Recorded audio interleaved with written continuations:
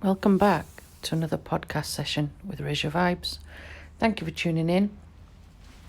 Lately, I've been doing quite a lot of podcasts on narcissistic behaviour, gaslighting, problems within relationships.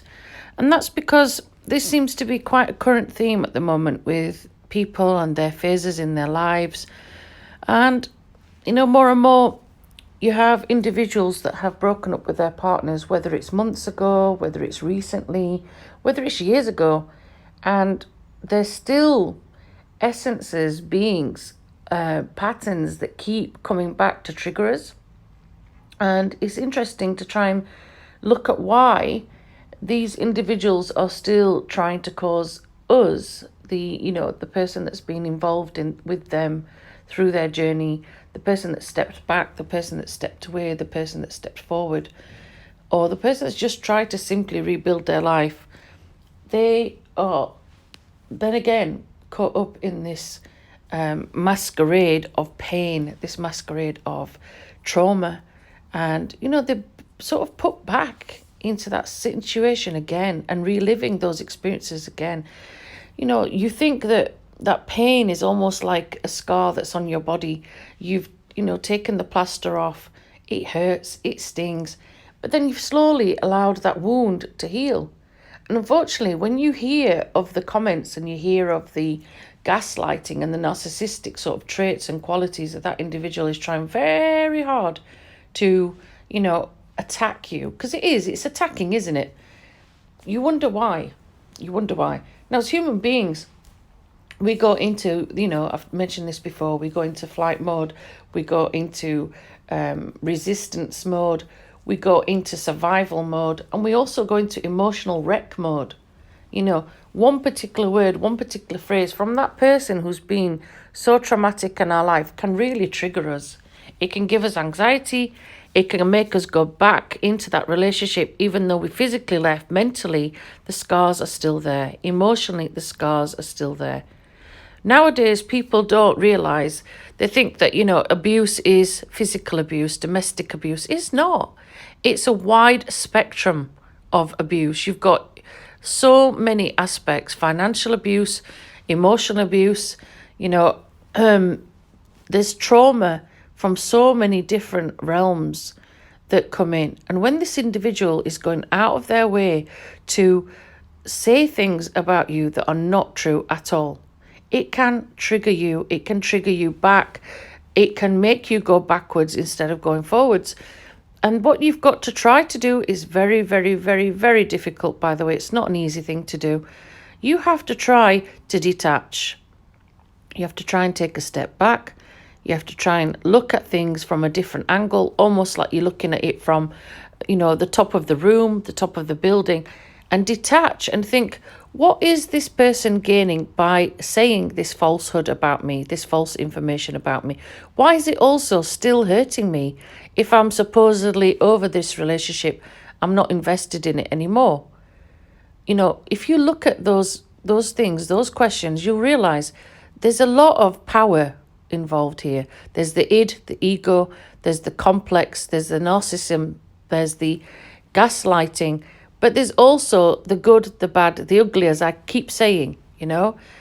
This individual is trying nothing but to demean you, to make you suffer, to make you hurt. But while ever the finger is pointed at you, the innocent party, the other individual is not looking at themselves. They're not evaluating their behaviour. They're not correcting their behaviour. They're not even addressing their behaviour. They don't see anything wrong with what they're doing. And that shows you their narcissistic qualities. That's also the ego as well taking over. They're determined to continue, and they're determined to belittle, to degrade, to humiliate. And this is part of their complex personality, because they don't have physical hold over you anymore. They don't have that mental hold over you anymore. So when they do these particular situations of, oh, so-and-so was like this and so-and-so did this when we were in a relationship, completely falsehood. The fact that they know it's going to come back to you and hurt you, they're winning. They're winning. And we are in a vulnerable state when we're the person involved. It hurts us. It traumatizes us. It's almost like ripping off the plasters, like I said earlier, off your arm and seeing that wound has opened up and it's weeping and it's mourning and it's stinging again. We've allowed that person to take our power back from us. And instead, it doesn't matter whether you're male or female, we should be allowing ourselves to be empowered instead. Not powerless. We have to be empowered. We have to remind ourselves with affirmations that this individual is nothing but powerless. We are powerful. And we are in control of our destiny. We are in control of our lives.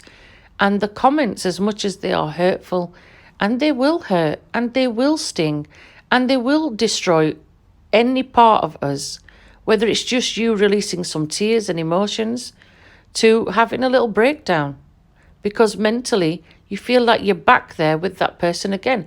And this is what they do. They control, they gaslight, they show you the narcissistic traits they have.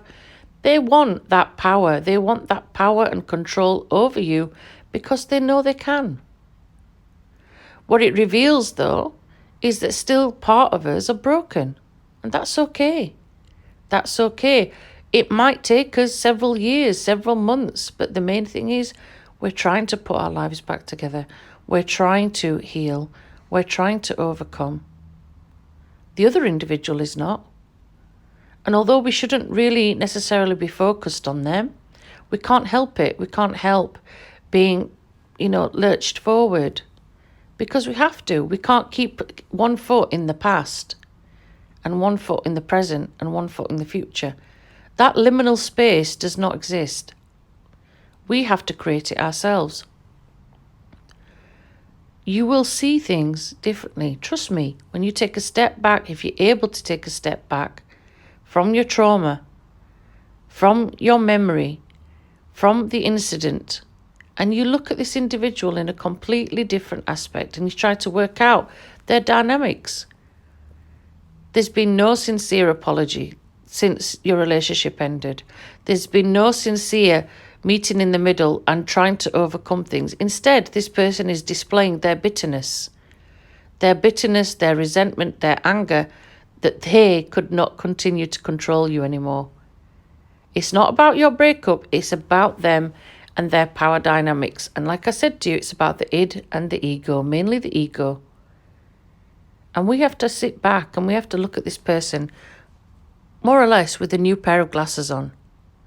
Whilst we were in this relationship, our vision was altered. Our vision, our perception, our narrative of this individual was completely different to the narrative we see now. They want us broken. They want us displaced. They want us defragmented. They don't want us to be whole. And also, they don't want us to move on. And that's what these people do. They try very hard to make sure that you are triggered and that you are broken. They know the buttons to press, trust me. They know the things to say, the things to do. But it takes a real strong person that lets go of the ego, lets go of the id and says, you know what? I did you wrong. You know what? I own up to my responsibilities. I own up to my mistakes.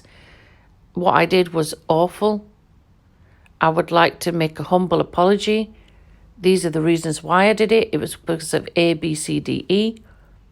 And I want to grow into a better person by making amends and putting things right. And the best way to do that is changing your patterns of behaviour. Whether you're the party that's been hurt in this or you're the party that's actually inflicting the pain and the conflict in this, all of us have the ability to change. All of us have the ability to do better and be better. The mistake we make is we think we're not and we stay trapped. When this individual is making these comments and, trying the very, very hardest, their best to, demean you, to make you powerless, they're gaining a lot from that. They're gaining a lot of strength from that. Whereas you are more and more, losing yourself, becoming weaker, being caught back up in the past. That's not what we want. We want you to be able to move forward.